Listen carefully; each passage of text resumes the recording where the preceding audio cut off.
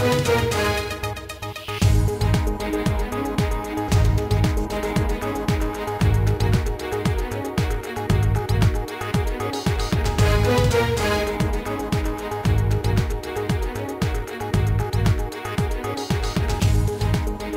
আজকের বাংলাদেশে। আপনাদের সঙ্গে আছে আমি খালেদ মহিউদ্দিন। দশম জাতীয় সংসদ নির্বাচনে বিজয়ীরা সংসদ সদস্য হিসেবে শপথ নিতে যাচ্ছেন। এরই মধ্যে প্রকাশিত হয়েছে 290 আসনের গেজেট। আগামী সপ্তাহে নতুন সরকার গঠন হওয়ার কথা শোনা যাচ্ছে। এসব সাংবিধানিক প্রক্রিয়ার পরও রাজনীতি স্থির হবে কিনা তার কোনো নিশ্চয়তা নেই, কেননা এখনো বিবাদের পথ থেকে সরে আসেনি দেশের প্রধান দুই দল। এসব নিয়ে আজকের আলোচনা শপথ ও সুপথ। কথা বলতে স্টুডিওতে আছেন বিএনপির মানবাধিকার বিষয়ক সম্পাদক ব্যারিস্টার নাসিরউদ্দিন আহমেদ অসীম, আছেন ঢাকা বিশ্ববিদ্যালয়ের রাষ্ট্রবিজ্ঞান বিভাগের সহকারী অধ্যাপক ডক্টর শান্তনু মজুমদার এবং দৈনিক ইত্তেফাকের আইন, বিচার ও নির্বাচন কমিশন বিষয়ক সম্পাদক জনাব সালেউদ্দিন। স্বাগত আপনাদের। জনাব ব্যারিস্টার অসীম, আপনার কাছেই প্রথমে জানতে চাইবো যে অনেক বিএনপি নেতাই সংবাদ সম্মেলন, আলোচনা সভা থেকে বের হলেই গ্রেপ্তার হচ্ছেন। আজকেও বেশ কয়েকজন বিএনপির রাজনৈতিক ও আইনজীবী মোটরসাইকেলে চোরে গ্রেপ্তার এড়িয়েছেন। আপনার অবস্থা কি? আন্দোলনের মাঠে আছেন নাকি আত্মগোপনে আছেন, গ্রেপ্তার আতঙ্কে আছেন? প্রথম কথা হচ্ছে যে আমি আন্দোলনের মাঠে আছি, জি। গ্রেফতার আতঙ্কে আমি কখনো ভুগিনি, আত্মগোপনে নেই, যেহেতু আপনাদের টেলিভিশনে ইন্ডিপেন্ডেন্ট টেলিভিশনের মাধ্যমে দেখতে পাচ্ছেন। এবং আমি যথারীতি মিছিল মিটিং নিয়েই আছি, যতটুকু নিয়মতান্ত্রিকভাবে শান্তিপূর্ণভাবে।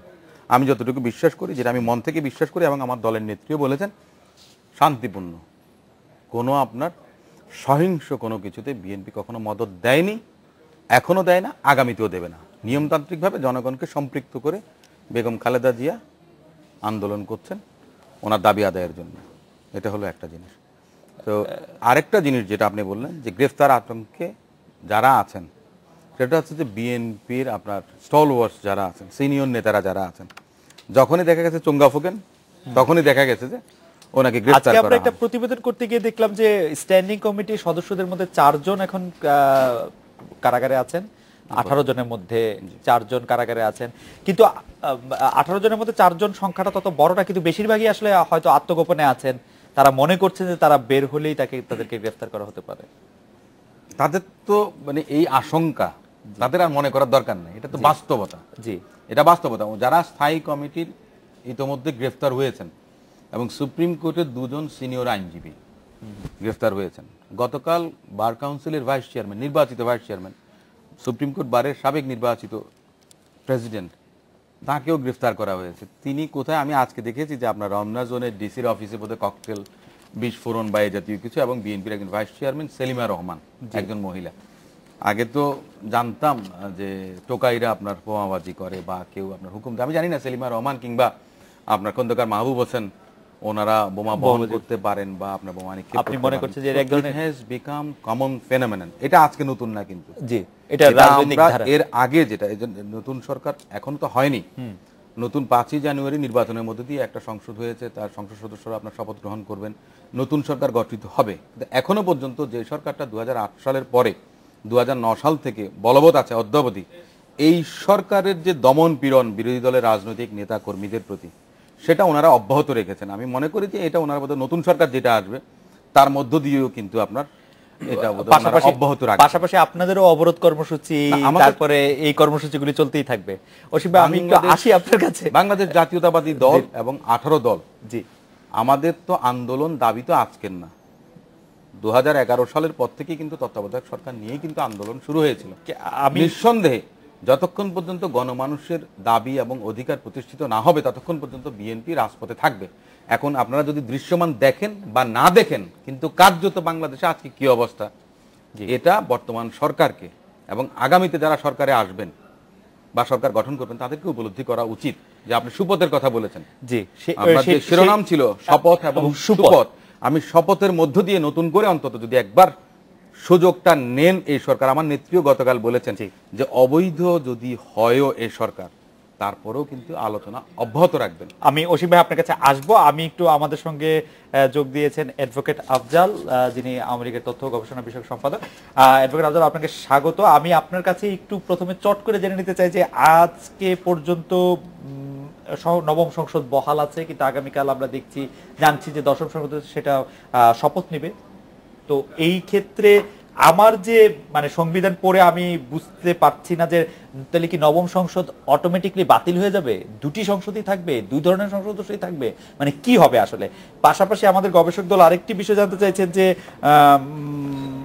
জানুয়ারি মাসে নবম বা দশম সংসদ সদস্যরা পারিশ্রমিক পাবেন কিনা, যেটি সংবিধানে উল্লেখ আছে, কে পাবেন? আপনি কি মনে করছেন যে এটি কিরকম হবে? না, আমি যেটা মনে করি যে মনে করার তো বিষয় না, সংবিধান আপনার হাতেই আছে। জি, আপনি একটু হেল্প করেন, আমি একটু দেখি। এবং 172 এর 3 ক ধারায় যেটা বলা হয়েছে 172 এর 3, হ্যাঁ, সংবিধানে 172টি অনুচ্ছেদ, কোনো অনুচ্ছেদ নাই সংবিধানে তো অনুচ্ছেদ 172টি নাই। আপনি বলছেন 72 এর 3 অনুচ্ছেদ, 72 এর 3 অনুচ্ছেদে।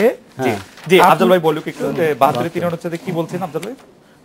ওখানে যে ক যেটা ধারা আছে সেখানে হলো যে নির্বাচনের একটি পার্লামেন্ট মেয়াদের 3 মাসের আগেই যে নির্বাচনটি হবে এবং সেই নির্বাচনে যে সরকার গঠন হবে সেই ক্ষেত্রে যে নির্বাচনী প্রক্রিয়া সেটাতে অনুসরণ করে নির্বাচনটি ইতিমধ্যে শেষ হয়েছে এবং সেই নির্বাচনটি হওয়ার পরে 1 মাসের, এখানে উল্লেখ নাই কিন্তু 1 মাসের মধ্যে একটি সরকার গঠনের বাধ্যবাধকতা রয়েছে। হ্যাঁ জি, উল্লেখ আছে 72 এর 1 এর 2 তে 30 দিনের মধ্যে বৈঠক অনুষ্ঠানের জন্য সংসদ আহ্বান করা হবে। সেক্ষেত্রে 5 তারিখে যে নির্বাচনটি হয়েছে জানুয়ারির 5 তারিখের মধ্যে একটি সরকার গঠন করতে হবে এবং সেই তারই মানে ফেব্রুয়ারি 5 তারিখের মধ্যে গঠন করতে হবে। হ্যাঁ, ফেব্রুয়ারি 5 তারিখের মধ্যে সংসদ আহ্বান করতে হবে। ফেব্রুয়ারি 5 তারিখের মধ্যে সংসদ এই সরকারটি গঠন করতে হবে, বৈঠক অনুষ্ঠানের জন্য সংসদ আহ্বান করা হবে। জি, এটা পরিষ্কার আছে এখানে। আমি অবশ্যই একটু জনাব সালেউদ্দিন আপনার একটু সাহায্য চাইবো যে আপনি একটু বলবেন যে এই ক্ষেত্রে সংবিধানের বলি, এই সংবিধান ভক্ত সরকার হচ্ছে আওয়ামী লীগ। আপনি দেখেন যে তারা এই সংবিধানের বাইরে যাবে না বলেই দেশে এইরকম একটা নির্বাচন তারা করলো। এখন তারা যে কালকে যে শপথ গ্রহণ করতেছে সেটা সংবিধানের 123 অনুচ্ছেদের 3 এর খ তার শর্তাংশে কি উল্লেখ আছে আপনি দেখেন। তার 123 অনুচ্ছেদের লঙ্ঘন, মানে সংবিধানের লঙ্ঘন করে তারা এই শপথ গ্রহণটা করছে। কিভাবে করতেছে দেখেন, ওখানে বলা আছে 123 যে এই সংসদের মেয়াদ শেষ না হওয়া পর্যন্ত নতুন যারা নির্বাচিত হবেন তারা দায়িত্ব নিতে পারবেন না। আপনি জানেন যে আমাদের সাংবিধানিক যত পদাধিকারী আছেন, বিচারপতি থেকে শুরু করে মন্ত্রী থেকে শুরু করে সংসদ সদস্যদের, তাদের পদের কার্যকারিতা হয় যেদিন তাদের গেজেট হবে সেদিন থেকে না, তারা যেদিন শপথ নেবেন সেদিন থেকে। আপনি প্রশ্ন করছিলেন বেতন ভাতা কে পাবেন, যেদিন তিনি শপথ নেবেন সেদিন থেকে তার বেতন ভাতা হবে, সেদিন থেকে এমপি হিসেবে তিনি নির্বাচিত হবেন এবং সেদিন থেকে তিনি সকল ধরনের সুবিধা পাবেন। এখন আফজাল ভাই যেটি বলছেন যে সংসদের অধিবেশন গেজেট প্রকাশের মধ্যে 30 দিনের মধ্যে করতে হয়, এটি 72 এর আপনার 72 আছে। কিন্তু আপনি মনে রাখবেন সংবিধানের ব্যাখ্যার ক্ষেত্রে এবং সংবিধান গ্রহণের ক্ষেত্রে সবসময় আগের অনুচ্ছেদ যে পরের অনুচ্ছেদ গুরুত্ব পাবে। এটি আমার কথা না, এটি বাংলাদেশের সংবিধান নিয়ে যিনি সবচেয়ে বেশি কাজ করেছেন অ্যাডভোকেট মাহমুদুল ইসলাম। আপনি মনে করছেন যে এই ক্ষেত্রে সংবিধান লঙ্ঘন করছে আওয়ামী লীগ সরকার? আমি এটা শেষ করিনি, আমি একটা কথা বলি, এখানে লঙ্ঘনটা খুবই কৌশলগতভাবে করা হয়েছে। আপনি দেখেন কিছুদিন আগে সিটি কর্পোরেশনের নির্বাচন হয়েছিল, সিটি কর্পোরেশনের যারা নির্বাচিত হয়েছিলেন তারা কিন্তু ওদের মেয়াদ শেষ না পর্যন্ত দায়িত্ব নিতে পারেন নাই এবং নির্বাচন কমিশনও গেজেটটা খুব দেরিতে করেছে। এই গেজেটটা করার জন্য নির্বাচন কমিশনের উপরে কোনো আপনাকে যদি আমি জানতে চাই যে সরকার যদি সংবিধান লঙ্ঘন করে থাকেন তাহলে কেন করছেন, মানে আপনার কাছে মোটিভটা কি মনে হচ্ছে? এই 12 দিনে কি আসে যায়? আমার কাছে মনে হয় কি এই সরকারের কাছে এই সংবিধান কোনো না, এই 12 দিনে কি আসে যায়? এই 12 দিন আগে সরকারের গঠন করে যেখানে মাননীয় প্রধানমন্ত্রী শেখ হাসিনাই আছেন, এটা সরকার ভালো বলতে পারবেন, কিন্তু আমার প্রশ্ন হচ্ছে তারা সংবিধান লঙ্ঘন করবেন কেন? না, আমার কাছে মনে হচ্ছে কি আমরা খুব বেশি টেকনিক্যালিটিস নিয়ে মাথা ঘামাচ্ছি। না, আপনাকে তো না এই সরকার না, এটা টেকনিক্যাল হবে কেন? এটা সংবিধানের বিধান এবং এটা মান্য করার জন্য তারা শপথ নিয়েছেন। আফজাল ভাই নিশ্চয়ই আমাদেরকে এই ব্যাপারে পরে সাহায্য করবেন যে কেন তারা এই সংবিধানকে সংরক্ষণ করবেন, সমর্থন করবেন, তারা এটা শপথ নিচ্ছে। এবং সংবিধানে আফজাল ভাই আমি আপনাকে আবার একটু পড়ে শোনাতে চাই যেটি সালাউদ্দিন ভাই উল্লেখ করলেন যে শর্ত মানে 3 এর ক্ষয়ের যে শর্ত আছে, সেই শর্তের ক্ষেত্রে বলা হচ্ছে তবে শর্ত থাকে যে এই দফার ক উপদফা অনুযায়ী যে ক্ষেত্রে আপনারা সংসদ নির্বাচনটি করলেন, সাধারণ নির্বাচনে নির্বাচিত ব্যক্তিগণ উক্ত উপদফায় উল্লেখিত মেয়াদ সমাপ্ত না হওয়া পর্যন্ত সংসদ সদস্যরূপে কার্যগ্রহণ ভার গ্রহণ করিবেন না। এই ক্ষেত্রে সেটা 24 জানুয়ারি আমি পর্যন্ত। শুধু একটা কথা বলবো, জি, এই বিধানটা কিন্তু আওয়ামী লীগই এই পঞ্চদশ সংশোধনের মাধ্যমে সংবিধানের আগে ছিল না, এখন ঢোকানো হয়েছে। যে পরবর্তীর কথা কি না, আমি বললাম যে সেখানে তো সংবিধানে ইতিমধ্যে যে বিশেষজ্ঞ, যারা সংবিধান বিশেষজ্ঞ অথবা আমাদের আইন প্রণেতারা সবকিছু মিলে মানে সিদ্ধান্তের আলোকে আমি মনে করি যে মাননীয় প্রধানমন্ত্রী সাংবিধানিক ধারাবাহিকতা এবং বাংলাদেশ আওয়ামী লীগের পক্ষ থেকে এই যে সরকারটি, এবং সেই সরকার সংবিধানকে কোনোভাবে বরখেলাপ করে না, সংবিধানকে সবসময় উচ্চকিত করার জন্যই কিন্তু আমরা কাজ করে যাচ্ছি। কিন্তু এই ক্ষেত্রে এটা লক্ষ্য দেখা যাচ্ছে না আফজাল ভাই। আমরা আসবো আপনার কাছে। এটা বলেনি যে সংবিধান লঙ্ঘন করা হয়েছে, এখানে আমরা বলছি লঙ্ঘন করা হয়েছে, আমরা সংবিধান পড়ে বলছি লঙ্ঘন করা হয়েছে। আমি সংবিধানে মিল পাচ্ছি না আপনাদের। আমি জানি না আপনি পরে এটা কিভাবে ব্যাখ্যা করবেন। আমি ডক্টর শান্তনু মজুমদার আপনার কাছে আসতে চাইবো যে একটি অন্য প্রসঙ্গ নিয়ে আপনি নিশ্চয়ই এই বিষয়টি নিয়ে আপনি ভাবছেনও যে এই নির্বাচনের পর সংখ্যালঘু হিন্দুদের উপর হামলার যেসব ঘটনা ঘটেছে তার নিন্দায় সরব হয়েছে ভারতের প্রধান বিরোধী দল বিজেপি, কিন্তু ভারতের সরকার চলমান সহিংসতা নিন্দা করলেও হিন্দু সম্প্রদায়ের বিষয়ে কোনো কথা বলেনি। আপনি নিশ্চয়ই খেয়াল করেছেন। এর রাজনৈতিক তাৎপর্য যদি আমাদেরকে একটু বিশ্লেষণ করতেন। ধন্যবাদ আপনাকে। প্রথম কথা হচ্ছে যে ভারত সরকার কেন, আমি এখানে বলবো ধর্মীয় সংখ্যালঘু, মানে এটা হিন্দু না, এটা যে কোনো দিন খ্রিস্টান, যে কোনো দিন বৌদ্ধের উপরে হতে পারে, কিংবা জাতিগত সংখ্যালঘুদের উপরে হতে পারে। আপনি খেয়াল করবেন গত 9-10 মাস যাবত এটা কিন্তু একটা ক্রনিক ঘটনায় পরিণত হয়েছে। এখন ভারত সরকার কেন এই ব্যাপারে স্টেটমেন্ট দেয় নাই, সেটা ভারত সরকারের নিজস্ব একটা রিডিং আছে।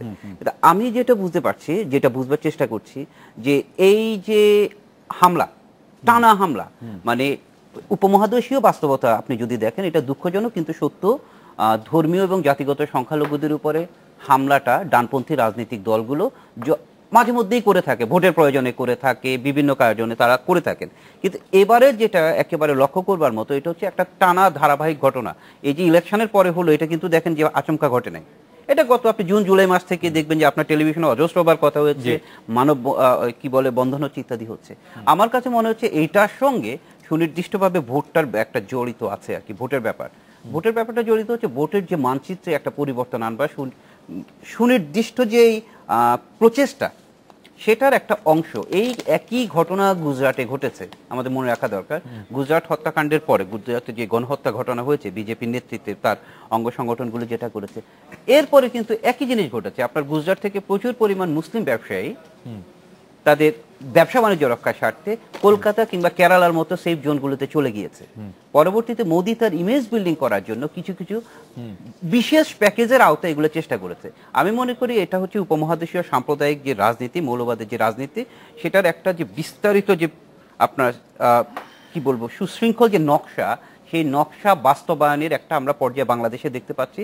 এটা কখনো ইসলামিক ফান্ডামেন্টালিজমের নামে হচ্ছে, ইন্ডিয়াতে হিন্দুত্ববাদের নামে হচ্ছে, কিন্তু এটা মূলত আমি এইভাবে দেখি যে শুধু ভোটে আর মাথায়, ভোটের 2 দিনের মাথায় 3 দিনের মাথায় যাচ্ছে এবং আর কখনো যাবে না, তা কিন্তু না। এটা হচ্ছে একটা সুনির্দিষ্ট লক্ষ্য, যাতে করে সংখ্যালঘু, জাতিগত কিংবা ধর্মীয় সংখ্যালঘুদের মনে এই ভয়টা ধরিয়ে দেওয়া যায়, যে তার যেখানে বসত, 100 বছরে যেখানে বসত, সেই জায়গাতে থাকাটা তার জন্য নিরাপদ নয়। তাতে করে কি হচ্ছে, তাতে করে যারা মনে করেন যে তারা সংখ্যালঘুদের ভোট পান না, সেই ভোটগুলো যাতে মাইনাস হয়ে যায়। আমি এইভাবে দেখি আর কি ব্যাপারটা। ডক্টর শান্তনু মজুমদার, আপনাকে ধন্যবাদ। ব্যারিস্টার অসীম, আমি আপনার কাছে একটি প্রশ্ন করে আমি বিরতিতে চলে যাচ্ছি। যে মাননীয় বিরোধী দলের নেত্রী বারবার তার ভাষণে, বিবৃতিতে এই সংখ্যালঘুদের উপর নির্যাতনের বিরুদ্ধে কথা বলছেন, তাদেরকে প্রতিহত, মানে এই ধরনের নির্যাতন যেন আর ভবিষ্যতে না হয় তা প্রতিহত করতে বলছেন, এবং সরকারকে বলছেন যারা এই নির্যাতন করছে তাদেরকে চিহ্নিত করে গ্রেফতার করার জন্য। কিন্তু আমরা মাঠ পর্যায়ে বিএনপি বা তার অঙ্গ সংগঠনগুলির পক্ষ থেকে তা প্রতিহত করার কোনো কার্যক্রম, কোনো উদ্যোগ কখনো দেখি না। কেন? ব্যারিস্টার অসীম যদি একটু বলেন বা এই বিষয়ে আলোকপাত করেন, আমরা একটা বিরতি নিয়ে ফিরছি আপনার কাছে।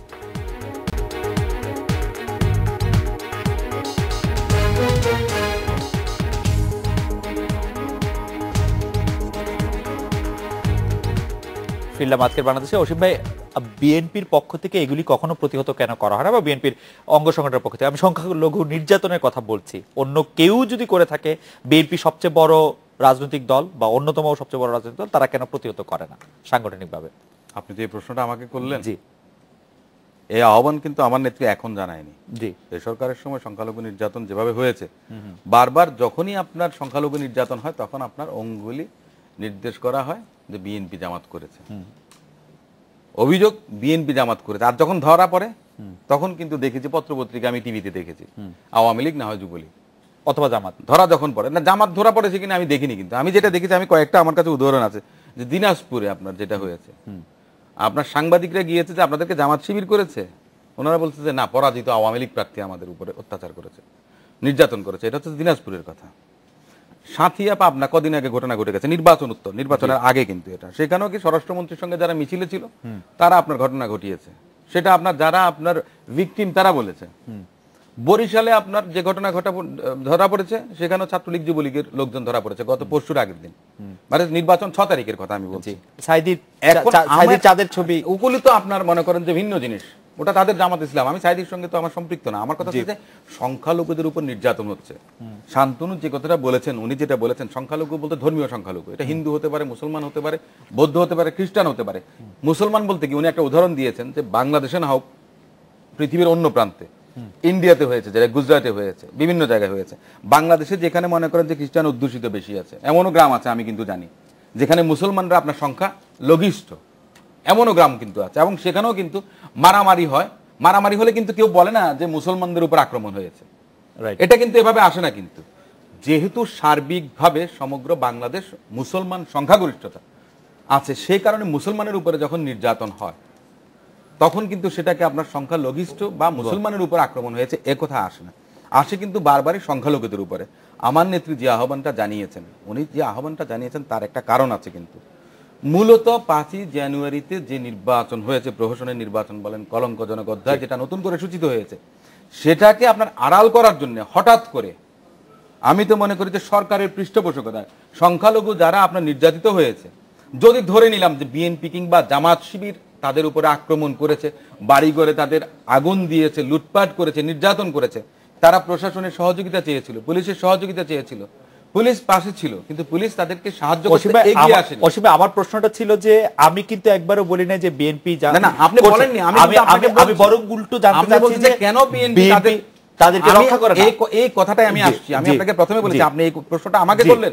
বিএনপি নিজের প্রোটেকশন বিএনপি নিজেকে দিতে পারেন, বিএনপি নেত্রীর নিজের প্রোটেকশন নাই, যিনি আপনার চলাচলে অবরুদ্ধ হয়ে আছেন, যাকে ডিটেইন করা হয়েছে আনলফুল, মনে করেন যে তার চলাফেরার উপরে যে ট্রাক দিয়ে, ভাগ্য ভালো এই সরকারকে আমি একটা ধন্যবাদ জানাই, অ্যাটলিস্ট ওনারা ময়লা ট্রাক রাখেন নাই বেগম খালেদা জিয়ার বাসার আশেপাশে, সিটি কর্পোরেশনের ময়লা আবর্জনা ভর্তি ট্রাক রাখেন নাই, এইটাই ভাগ্য ভালো। অসীমে আমি আপনাকে এই জায়গায় একটু থামাই। আফজাল ভাই, আপনার কাছে জানতে চাই যে বিএনপি নেত্রীর বাসার সামনে থেকে আজকে নিরাপত্তা ব্যবস্থাটা একটু সরিয়ে নেওয়া হয়েছে, বিএনপির নেত্রীর কি মানে যে জীবনের হুমকি ছিল সেটা আমি আসলে আপনার এই প্রসঙ্গে আসার আগে আমাদের ব্যারিস্টার অসীম যে কথাটি বললো যে আজকে সাম্প্রদায়িকতার বিষ বাষ্প তারা বিভিন্ন এলাকায় ছড়াচ্ছে, এটা কিন্তু নতুন না।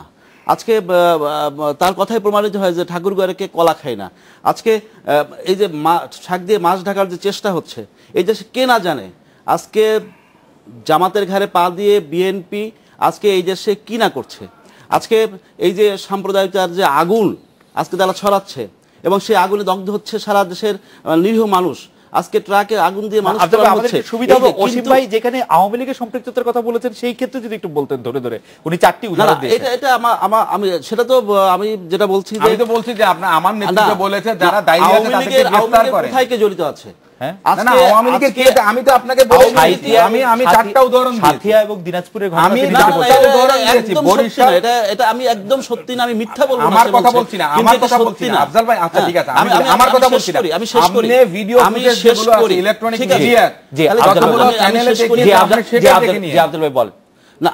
আজকে যে সাম্প্রদায়িকতার যে এই যে আগুন যেটা ছড়ানো হয়েছে, সেই আগুন কিন্তু নেভানোর দায়িত্ব আপনাদের সেটা নিতে হবে এই কারণে যে আজকে এই দেশে যে এর আগেও যে বললেন যে এই দেশে যে এথনিক ক্লিনজিং এর যে কাজটি চলছে, আজকে আমার কাছে একটি পরিসংখ্যান আছে যে বাংলাদেশ পরিসংখ্যান ব্যুরোর, যে 1941 সালে বাংলাদেশে যেখানে এই যে হিন্দু মাইনরিটি তাদের বাংলাদেশের জনসংখ্যা 28% ছিল, আজকে 2011 সালে এসে সেটি 8.5, এখন হয়তো আরো কমে গেছে।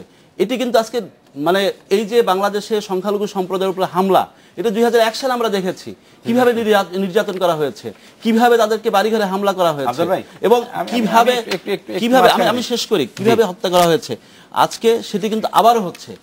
এই যে এর আগেও আমরা দেখেছি যে কিভাবে এই যে হত্যা, এই নির্যাতন প্রতিরোধ করতে পারছে না, সরকারকে আপনি ব্যর্থ মনে করেন কিনা? কেন, আমি সরকার কাজ করে যাচ্ছে, কিন্তু বাংলাদেশ দায়িত্ব কি সরকার একা? আপনি আজকে জানেন যে বাংলাদেশের নাগরিক হিসেবে, বাংলাদেশের সেন্সিবল মানুষ হিসেবে, মানবাধিকার কমিশন, মিডিয়া পারসন অথবা পত্রিকা অথবা মিডিয়া, মানবাধিকার কমিশনের চেয়ারম্যান বলছেন যে সরকার ব্যর্থ। যখন মানে হিন্দু ধর্মাবলম্বীদের চিহ্নিত করার জন্য তাদেরকে ভিন্নভাবে উপস্থাপন করে পত্রিকায় তাদেরকে ছবি ছাপিয়ে তাদের কপালে সিঁদুর যেটা তাদের পরিকল্পিতভাবে দিয়ে তাদেরকে যেভাবে এই যে সে এই করা হচ্ছে, তাদেরকে চিহ্নিত করা হচ্ছে। আপনি জানেন যে গিয়াস কামাল বাবরি মসজিদে হামলার পরে তাদের একজন বুদ্ধিজীবী ছিল, সাংবাদিক, তিনি মারা গেছেন, সে গিয়াস কামাল চৌধুরী সেদিন ভয়েস অফ আমেরিকায় সেদিন কথা বলে এই দেশে দাঙ্গা তৈরি করেছিল। আব্দুল ভাই, আমি সেই দাঙ্গার অবস্থা আমরা দিতে পারি না।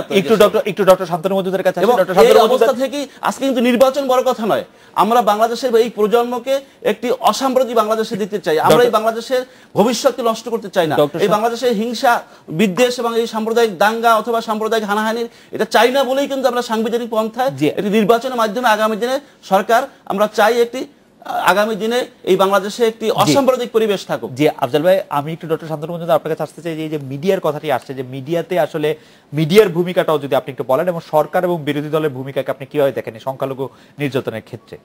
মানে আজকে মানবাধিকার কমিশনের চেয়ারম্যান বলছেন যে এতে সরকারের অনেক বড় দায় রয়েছে যে তাদেরকে নিরাপত্তা দেওয়ার ক্ষেত্রে। আমি সেই অংশটা মানবাধিকার কমিশনের চেয়ারম্যান যে এই অংশটা আমি বুঝতে পেরেছি, কিন্তু ওনার সবচেয়ে মিডিয়াগুলোতে আপনারা যেটা খুব হাইলাইট করছেন সেটা বুঝতে পারিনি। সেটা উনি বলছেন যে বল প্রয়োগ করতে হবে।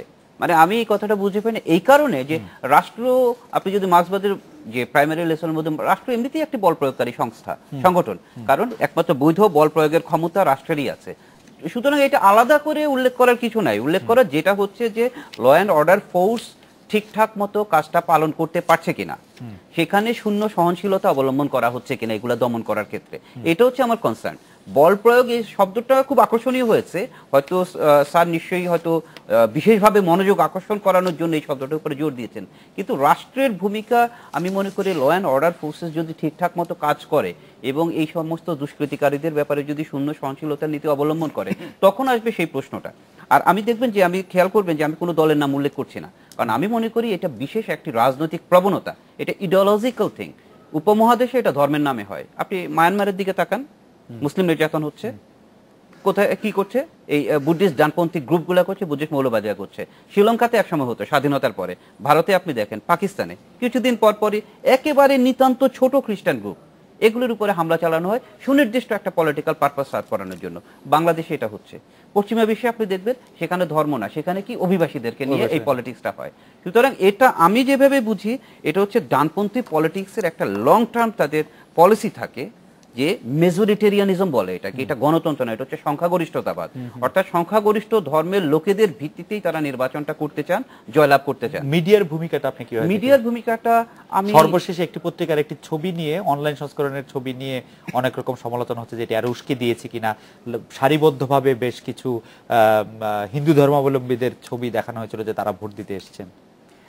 না দেখেন, মিডিয়াগুলো এন্ড অফ দ্য ডে মিডিয়াগুলো, আমি বাংলাদেশের মিডিয়া যথেষ্ট স্বাধীন, আবার কখনো কখনো হ্যাঁ হয়তো কখনো আমি জানি না কি থাকে না থাকে, সেগুলো আপনারা ভালো বলতে পারবেন, কিন্তু এন্ড অফ দ্য ডে আবার মিডিয়ার মধ্যে প্রচন্ড প্রতিযোগিতা আছে। Media end of the day business. তো কিন্তু একেবারে ঠিক সচেতন ভাবে উস্কানি তৈরি করার জন্য আমি এই ব্যাপারটা ওয়াকিবহাল না, আমি বলতে পারবো না খুব ভালো। আমি এই ব্যাপারে সালাউদ্দিন ভাইয়ের কাছে আসি। সালাউদ্দিন ভাই, আমরা একটা বরং বিরতি নিয়ে ফিরে এসে আপনার এই আলোচনাটা পুরোপুরি শুনি। সেটা হচ্ছে মিডিয়ার ভূমিকা এবং এই যে সাম্প্রদায়িক সহিংসতার তিনটা দিক আমাদেরকে মোটামুটি বললেন। অসীম ভাই বললেন যে এটা আসলে সরকারি দলের সমর্থন পুষ্ট লোকেরা করছে, আফজাল ভাই বললেন যে এটা ঐতিহাসিকভাবেই আসলে ডানপন্থী দলগুলো এটা করে আসছে, শান্তনু ভাই আবার কোনো দলের মানে উল্লেখ না করে উনি বললেন যে এটা আসলে এই পুঁজিবাদী রাইটিং মানে এই ধনতান্ত্রিক ডানপন্থী পলিটিক্সের একটি ধারা। আপনার বিশ্লেষণটা একটু আমরা শুনবো। আমরা একটা বিরতি নিয়ে ফিরছি আপনার কাছে।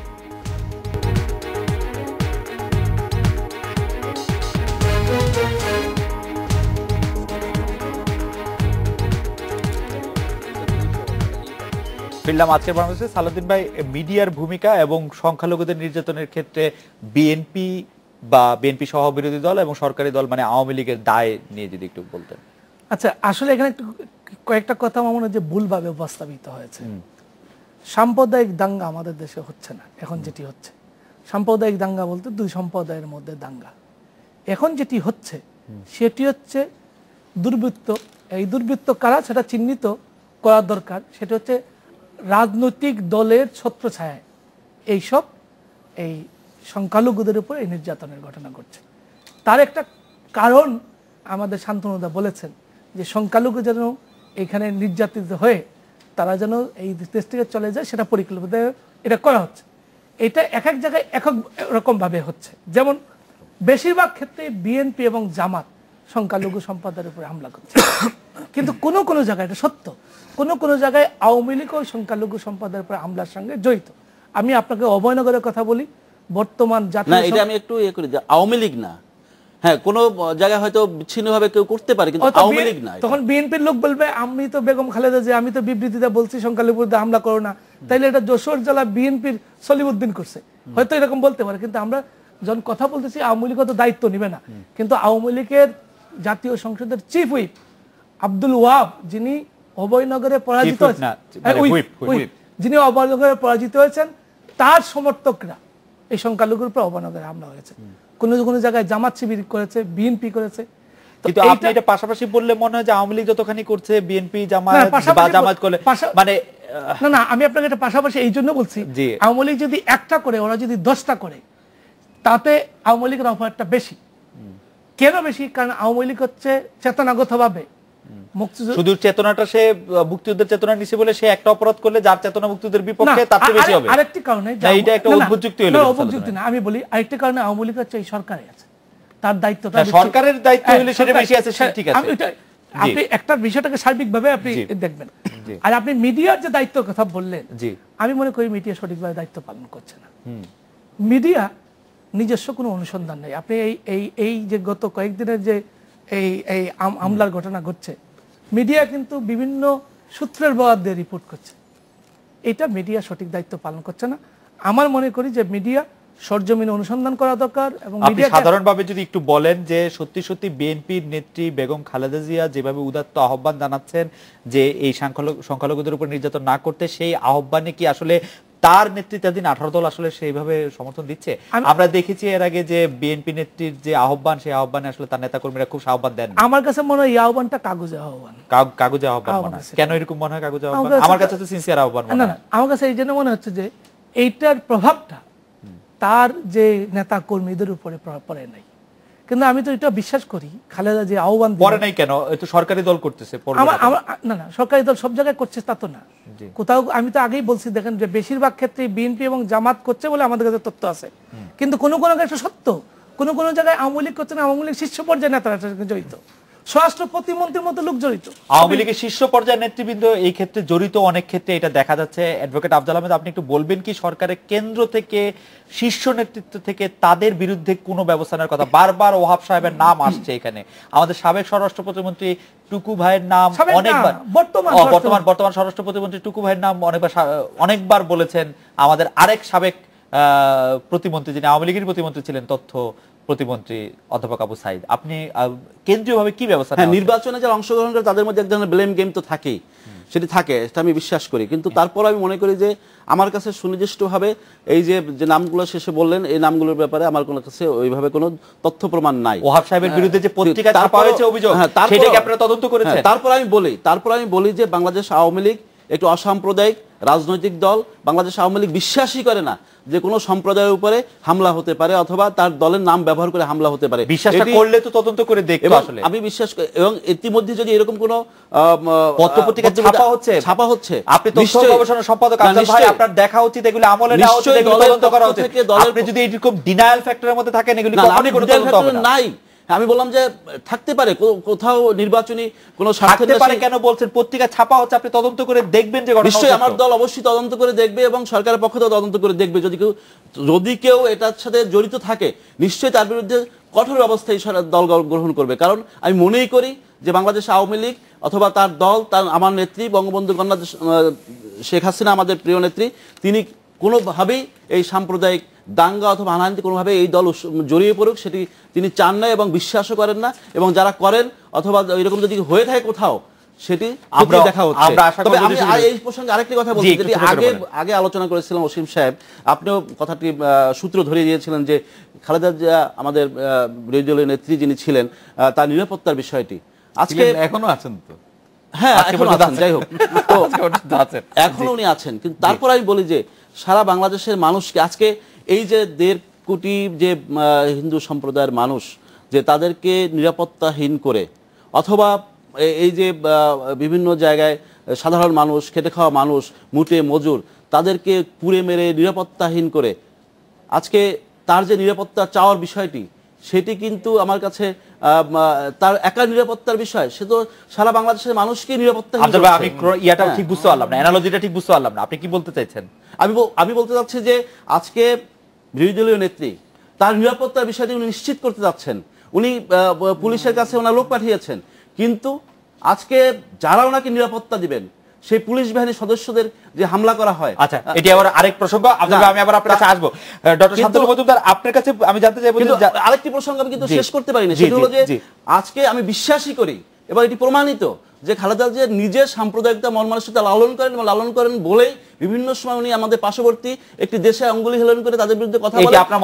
একটি বিশেষ জেলা গোপালগঞ্জের নাম উচ্চারণ করে উনি পুলিশকে গোপালী বলে উচ্চারণ করে। একটা প্রধানমন্ত্রী, 2 বারের প্রধানমন্ত্রী, যিনি এইভাবে সাম্প্রদায়িকতা লালন করেন, তার কাছ থেকে গোপালগঞ্জের নাম উল্লেখ করলে সে সাম্প্রদায়িকতা হবে কেন? গোপালগঞ্জের মধ্যে কি সব অসম্প্রদায়, অন্য সম্প্রদায়ের লোক? না, উনি ওই ইন্টেনশন থেকে বলছেন। আঞ্চলিকতা, সাম্প্রদায়িকতা মন মানসিকতা লালন করে তার পক্ষে অনেক কিছু করা সম্ভব। আফজাল ভাই, হিন্দু সম্প্রদায় কেন, বাংলাদেশে কোন সম্প্রদায়ের মানুষ তার কাছে নিরাপদ নয়। ঠিক আছে আফজাল ভাই, আমরা আবার আসবো আপনার কাছে যে ডক্টর শান্তনু মজুমদার, আপনি একটু বলবেন যে জাতীয় পার্টি সংসদে বিরোধী দল হতে পারে, তাদের কেউ মন্ত্রীও হতে পারেন, একই জোট সরকারি দল ও বিরোধী দলের 10ম সংসদের এরকম বৈশিষ্ট্যটি আপনার বিশ্লেষণ কি, যদি হয় এরকম আর কি? আপনি কালে নিশ্চয়ই খেয়াল করতে পারেন, আপনার শো শুরু হওয়ার আগে আপনার সাথে কথা বলছিলাম, মানে এটা হচ্ছে যে আপনি কিভাবে নেবেন। একটা হচ্ছে সাংঘাতিক রকমের আপনি হতাশা প্রকাশ করতে পারেন রাজনীতির এই অবস্থাটা দেখে, আর একটা হচ্ছে কৌতুক অনুভব করতে পারেন। মানে আপনি কোনোভাবেই কালকে সকালে জাতীয় পার্টি কি করতে যাচ্ছে, কিংবা দ্বিতীয় সামরিক শাসক সাবেক প্রেসিডেন্ট কি করতে যাচ্ছেন, আপনি এটা নিয়ে আমি মনে করি যে এটা কথা বলা সিম্পলি যে কোনো ধরনের প্রেডিকশন করাটা খুব রিস্কি, কারণ নিজেকে বোকা বানানোর কোনো মানে হয় না। কিন্তু আমার ধারণা একটা গেম তো এখানে আছে। মানে কেনই বা তিনি হঠাৎ করে নির্বাচন থেকে সরে গেলেন, হঠাৎ করে কেনই বা ওনার প্রথম পত্নী আবার আবির্ভূত হলেন, এগুলো আমরা জানি না। এগুলি এখন হচ্ছে যে আপনি এখন বোধহয় অবজারভেশনের স্টেজ, মানে এই মুহূর্তে এই ব্যাপারে কোনো কিছু বলা সম্ভব না। আবার দেখবেন ওনার ছোট ভাই কিন্তু নিষ্ক্রিয় হয়ে পড়েছে, আমরা জেম কাদেরকে খুঁজে পাচ্ছি না।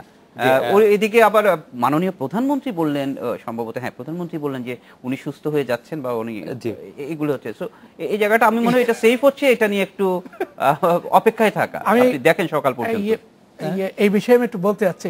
খুব সত্যি তামাশা করা হচ্ছে তো, এই কার্যপ্রণালী বিধিতে বলা আছে কারা বিরোধী দলের হবে, কারা বিরোধী দলের নেতা হবে।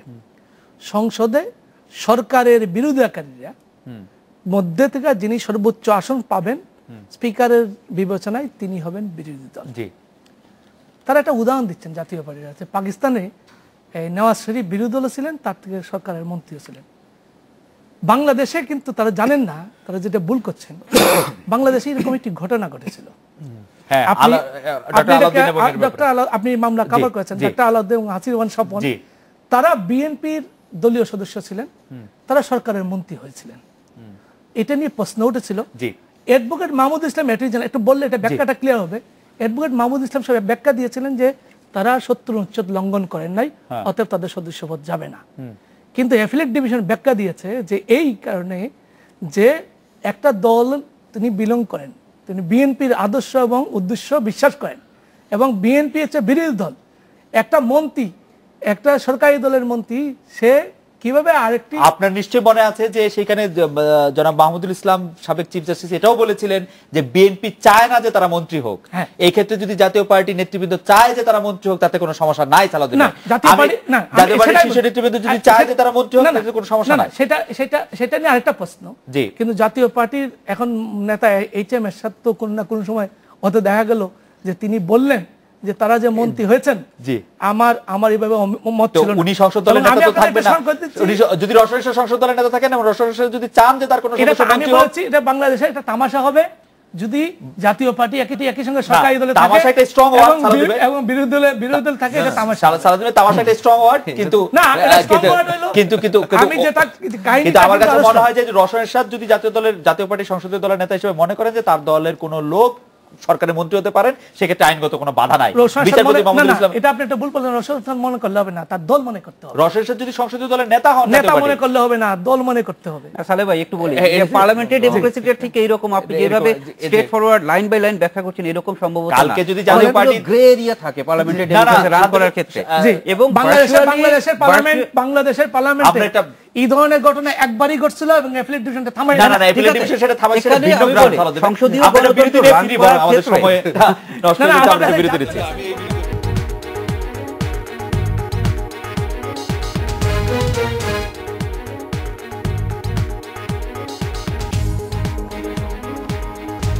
ফিরলাম আজকের বাংলাদেশে। অসীম ভাই, বিএনপি তার কর্মসূচি অব্যাহত রেখেছে। আজকে আমরা সন্ধ্যায় দেখেছি যে অবরোধ কর্মসূচি চলবে অনির্দিষ্টকাল পর্যন্ত।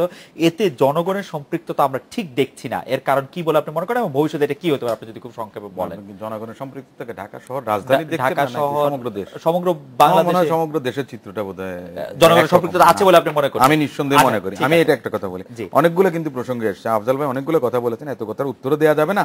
আর দ্বিতীয় কথা হচ্ছে মানে চর্বিত চর্বণ পুরনো বক্তব্য নিয়ে আমি কথা বলতে একটু রাজি না। উনি আমার নেত্রী বেগম খালেদা জিয়া যে উনি বাংলাদেশের মানুষের কোনো নিরাপত্তা না, উনি ওনার নিরাপত্তা চেয়ে পাঠান। আমার কথা কদিন আগে আপনার ওনাদের বড় বড় মন্ত্রীরা বললেন যে ওই যে ট্রাক দিয়েছে, অনেক পুলিশ ছিল, বলে যে ওনার মানে জীবনহানির আশঙ্কা আছে বা ওনার নিরাপত্তা নিয়ে ওনারা খুবই উদ্বিগ্ন। ওনারা সেই কারণে কয়েক প্লাটুন পুলিশ দিয়েছিলেন। হঠাৎ করে মানে কি এমন ঘটনা ঘটে গেল যে বেগম খালেদা জিয়ার নিরাপত্তা নিয়ে ওনাদের আর কোনো বিচলিত হবার কোনো কারণ নাই। এটা একটা মানে আফজাল ভাই যেটা বলেছেন আমি সেই কারণে বলেছি। আর একটা জিনিস যেটা আপনারা বলেছেন যে তামাশার আপনার যে বিরোধী দলের নেতা হবেন রওশন এরশাদ, আবার মন্ত্রীও থাকবেন তাদের দল থেকে, এটা বাংলাদেশে সম্ভব। এই 5 জানুয়ারি নির্বাচনের পরে মোটামুটি সবকিছু সম্ভব। এই তামাশার নির্বাচন এই কারণেই বলছি, দেখেন জিএম কাদের সাহেব 5 বছর এই সরকারের উন্নয়নের পার্টনার ছিলেন, ওনাকে পোষ মানানো যায়নি, খাঁচায় ভরা যায়নি। আপনার সে কারণে জিএম কাদের সাহেব নির্বাচন করেছেন, উনি কিন্তু পাশ করেননি। আপনার নজিবুল বাশার মাইজভান্ডারি নামে একজন, নজিবুল বাশার মাইজভান্ডারি নামে তরিকত ফেডারেশনের আপনার যেই ভদ্রলোককে কান ধরে উঠবোস করালো ভোটাররা ভোট চাওয়ার অপরাধে, মানে আজকে এই যে 5 জানুয়ারি নির্বাচন হয়ে গেল, এটা কিন্তু ভোট চাওয়াটা অপরাধ ছিল জনগণের কাছে, এটা কিন্তু স্বীকার করতে হবে। আবার আমাদের মানে বর্তমান প্রধানমন্ত্রী তিনি বললেন যে বিএনপি নেত্রী চেয়েছিলেন ভোট বানচাল করতে, ভোটই তো হয়নি, কোনো ভোটই তো ছিল না 5 জানুয়ারি। বেগম খালেদা জিয়া নির্বাচন বানচালের তো প্রয়োজন নাই, বাংলাদেশের জনগণ নির্বাচনটাকে প্রত্যাখ্যান করে। কিন্তু অসীম ভাই, আমি আসলে এই প্রসঙ্গে যাইতেছিলাম না, কিন্তু বাংলাদেশের জনগণ প্রত্যাখ্যান করছে, আপনি এটা বলতে পারতেন যদি না তার আগে আপনার প্রিজাইডিং অফিসারকে আমরা দেখতাম যে তাকে মেরে ফেলা হয়েছে কুপিয়ে, আমরা যদি দেখতাম যে 500-র উপর স্কুলে আগুন দেওয়া হয়েছে, এটা যদি না দেখতাম তাহলে আমরা বলতে পারতাম এটা প্রত্যাখ্যান করেছে। আমি আপনাকে একটা কথা বলি, এই যে 500 কতগুলো স্কুলের উপরে আগুন দেওয়া হয়েছে, এই যে বগুড়াতে আগুন দিয়েছে আপনার স্কুলের আওয়ামী লীগ করেন হেডমাস্টার, তিনি দিয়েছেন। আমি একটা কথা বলি, আপনি কি তাহলে কি সবগুলোতে আপনার মনে করেন যে বিএনপি জামাতের লোকরা দিয়েছে আপনি ধরে নেবেন? অন্তত 483টা দিয়েছে। Presumption doesn't say that. No, presumption doesn't say that. আমার কিছু কথা আছে। জি জি, আপনি বলবেন আমি আপনাকে একটা কথা বলি, আপনার ওগুলো বিদ্যালয় হিসেবে কিন্তু আগুন দেওয়া হয়নি। না না, ভোট কেন্দ্র হিসেবে আমি মনে করি। আমি একটা জিনিস বলি, এই ভোটকে প্রত্যাখ্যান করেছে, ভোট কেন্দ্রে আগুন দেওয়ার কিছু দরকার নেই তো। আপনার বিরোধী দলের উপরে না, বিরোধী দলের উপরে ব্লেম দেওয়ার জন্য আপনি যেমনটা করা হয়েছে, এখন বগুড়াতে একজন ধরা পড়েছে, আমাদের একদমই সময় নাই, বগুড়াতে ধরা পড়েছে একজন আওয়ামী লীগ করেন প্রধান শিক্ষক। আপনার বক্তব্য একদম পরিষ্কার। আমার বক্তব্য পরিষ্কার মানে কি, আমি বলছি যে এখানে মধ্যে ঘটনা ঘটেছে, এই ব্যাপারে কোনো সন্দেহ নেই, কেউ না কেউ ঘটিয়েছে, এটা দায়িত্ব আপনার সরকার প্রোটেকশন দিতে পারে, আপনি সবার শেষে বলেন কেন্দ্র রক্ষা করতে পারেনি, ভোটারদেরকে রক্ষা করতে পারে। আপনি যদি একটা বাক্য বলেন এই সম্পর্কে যে এই সরকার পাহারা দেওয়া এবং বিরোধী দল করেছে ব্লেম গেমটা নিয়ে, আপনি যদি একটু বলেন। এই ব্লেম গেম নিয়ে যেটা বক্তব্য হচ্ছে, ধরেন এই যে শুনলাম, তো তারপর যে বাড়ি ফিরে যাবো, এই অস্বস্তি এবং বিরক্তি নিয়ে ফিরে যাবো, হ্যাঁ, কারণ কারণ আমরা সাধারণ মানুষজন এবং চাকরি করে ট্যাক্স দেই, ছাত্র পড়া ইত্যাদি করি, এগুলো কি হোয়াট ইজ দিস? তাহলে কেউই যদি সরকার পক্ষ বলছে যে এটা বিএনপি করছে, বিএনপি বলছে যে না সরকার করছে, এবং তারা ইঙ্গিত করছেন যে বিভিন্ন এজেন্সির মাধ্যমে করানো হচ্ছে। এমনকি আমার খেয়াল আছে 2-1 বার বলা হয়েছে পার্শ্ববর্তী রাষ্ট্রের কথা। আমি জাস্ট 30 সেকেন্ড একটা ছোট্ট গল্প বলি। 2008 সালে পাকিস্তানি এক রেস্টুরেন্টে খেতে গিয়েছে রাতের বেলা, ইংল্যান্ডে, আপনার ইস্ট লন্ডনে। সেখানে পাকিস্তানি এক ভদ্রলোক সার্ভ করছে, 71 নিয়ে কথা হচ্ছিল। উনি বললেন যে 71 সালে পাকিস্তানি বাহিনী বাংলাদেশে কিছু করে নাই, তাহলে কে করেছে? বলেছে এই যে পাঞ্জাবি, ভারতীয় যে পাঞ্জাবি, তারা তো শিখ, এরা করেছে। কিভাবে করেছে? বলেছে যে তারা আপনার বর্ডার ক্রস করে ঢুকেছে, তারপরে দাড়ি শেভ করেছে এবং পাকিস্তানি আর্মিদেরকে মেরে তাদের পোশাক পরে তারপরে বাঙালিদের উপরে অত্যাচার করেছে। এই লেভেলের যদি ঘটনা ব্যাখ্যা চলতে থাকে তাহলে তো আজকে দায়িত্ব অবশ্যই বিএনপিকে নিতে হবে। বিএনপিকে নিতে হবে এই কারণে নির্বাচনের আগে তারা নির্বাচন প্রতিহতের ঘোষণা দিয়েছে অফিসিয়ালি, এবং সেটা ভিডিও টেপের মাধ্যমে লাদেন কায়দায় তারা বিভিন্নভাবে ঘোষণা দিয়েছে। এবং আজকে যে এই যে তামাশা বলেন অথবা অন্য যাই বলেন, সিরিয়াস বলেন, আমরা কিন্তু তামাশা বুঝি না, সিরিয়াস বুঝি। আমরা যেটা কাজ করতেছি আওয়ামী লীগগতভাবে, আমি আওয়ামী লীগের দায়িত্ব নিয়ে বলছি যে আমরা সিরিয়াসলি বলতেছি, সিরিয়াসলি কাজ করতেছি। সেই ক্ষেত্রে আজকে এই যে নির্বাচন হয়ে গেল এবং নির্বাচনী ব্যবস্থায় তারা কি কারণে আসলো না, কেন আসলো না, যুদ্ধাপরাধীদের রক্ষা করার জন্য, সেই প্রসঙ্গে আমি যাচ্ছি না। তারপর বলতে চাই আমরা এই দেশটাকে রক্ষা করতে চাই। আজকে তামাশা বলেন অথবা সিরিয়াসলি বলেন, আমরা যেটি করছি সেটি হলো আমরা দায়িত্ব নিয়ে করছি, সেটা হলো যে আগামী প্রজন্মকে এই বাংলাদেশকে আমরা একটি অসাম্প্রদায়িক বাংলাদেশ উপহার দিতে চাই। আমরা এই বাংলাদেশকে পাকিস্তান বানাতে চাই না, যেটি খালেদা জিয়া করতে চান বিএনপি। এই প্রসঙ্গে নিশ্চয়ই আরেকদিন কথা বলা যাবে। আমরা সালাউদ্দিন ভাইয়ের কাছে আর আসতেই পারলাম না। উনি যে বলছেন জনগণ প্রত্যাখ্যান করেছে, আসলে কিন্তু এই নির্বাচনের মধ্যে জনগণকেই প্রত্যাখ্যান করা, জনগণকে প্রত্যাখ্যান করা হচ্ছে। আমরা চাইবো যে নির্বাচন করে আসছি আমার এলাকায়, আমি দেখেছি অনেক বিএনপির কর্মীরা কিভাবে হতাশা। আপনাকে অনেক ধন্যবাদ আজকের অনুষ্ঠানের জন্য, আপনাদের অনেক ধন্যবাদ। এই ছিল আজকের বাংলাদেশে। দেখা হবে আগামীকাল এই সময়। শুভরাত্রি।